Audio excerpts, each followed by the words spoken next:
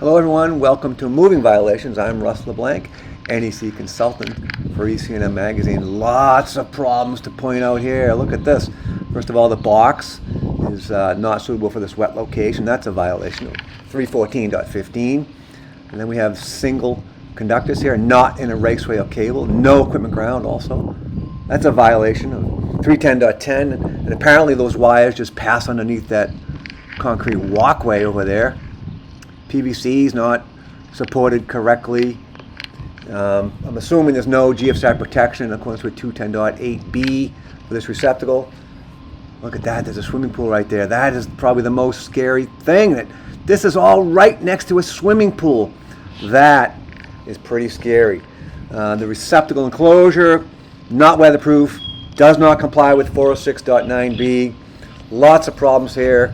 This whole thing needs to be ripped out, thrown away, and done over to make a safe installation and get rid of this mess.